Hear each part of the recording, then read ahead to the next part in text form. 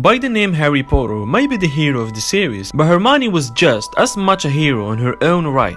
For all the times Ron and Harry wouldn't have made it through 7 books without Hermione. Thankfully, Harry happened to make best friends with the smartest, most skilled and logical witch of his year. Hermione was seen as the nerd of the group from the very start. She was widely disliked and a little annoying, but she had a brain that surpassed everybody else. It was often mentioned and well documented throughout the series. From the very first year, Hermione was reading about Nicholas Flamel in the restricted section of the library, basically figuring out the entire plot of the Philosopher's Stone by her own. The best example though was during their first adventure together, where they went to the 3rd floor to rescue the Philosopher's Stone. Professor Sprout's level contained a room of horrendous devil's snare. While Ron and Harry had no idea what's going on, Hermione actually listened in herbology and knew not only that it was devil's snare, but how to counter it with fire.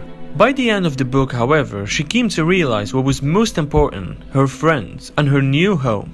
In Harry Potter and the Chamber of Secrets, Hermione proved her worth by solving the mystery of what was haunting Harry and the pipes. She managed to figure it out from only a handful of clues, and thus saved her own life and the lives of many others in the process. While she remained absent from the most of the book after being petrified by the basilisk, her influence was still very much felt throughout, while Harry and Ron using her knowledge to save everyone. Without this, Harry and Ron wouldn't have worked out where the Chamber of Secrets was, and the book could have ended with the return of a young Lord Voldemort. They come to realize Hermione's worth to them, both as a problem solver, but more importantly, as their friend.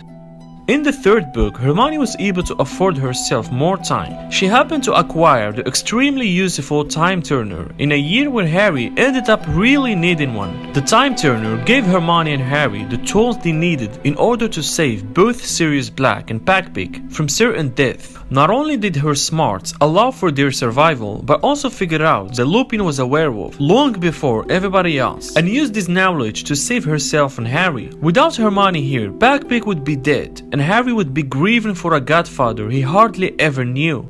4th year was a time of great importance for Hermione. Her appearance at the Yellow Boy in particular changed the perception that many had about her, both in the books and out of them. Becoming Viktor Krum's date was something unexpected, as Harry and Ron didn't even think to ask her to the ball. That aside, Hermione spent most of her year fighting for SPEW, and while very few people believed in her and her mission, it stood to reason that because of this, it made for a good argument to get the House Elves on their side during the Battle of Hogwarts. Hermione's smarts become more important than ever during Harry's Triwizard the Tournament training, helping Harry learn a bunch of tricky spells. It was Hermione who taught him one of his most useful spells ever, Accio, the summoning charm, which he used to evade the dragon in the first disc.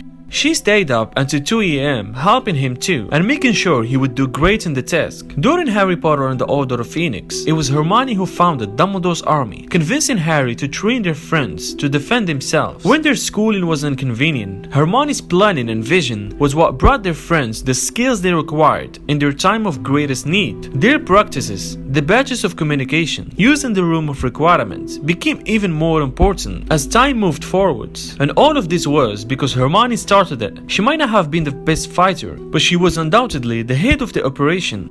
Hermione also chose to make one of the biggest sacrifices in the books, wiping her parents' memories of her and sending them away so they were safe. The one thing Harry always wanted, a family. She selflessly gave up to help him save the world. It was to keep her mom and dad safe, but she wouldn't have known then if she would ever see them again. Hermione is of course incredible in all 7 books, but in Deathly Hallows, she truly surpassed herself. If it wasn't for Hermione, in fact Ron and Harry would have been dead at Bill and Flaur's wedding, when the ceremony was suddenly attacked by Death Eaters. After all, Hermione was the only one who passed her operation exam, thus they lived with her. On the top of that, Hermione was an absolute rock during the search of Horcruxes. She brought her incredibly useful Bottomless back with every single possible useful item they could need, as well as casting protective spells on their tent, which she brought as well. She was also the one who saved Harry by disfiguring his face during their capture at Malfoy Manor. She also got tortured at the hands of Bellatrix without revealing anything. Albus Dumbledore said it best during the chapter King Rose, when he explained to Harry why Hermione's more logical way of thinking would slow him off before he lost himself in obsession with the Deathly Hallows. "Why did you have to make it so difficult?" Dumbledore's smile was tremulous. "I'm afraid I counted on Mrs. Granger to slow you up, Harry. I was afraid that your hot head might dominate your good heart."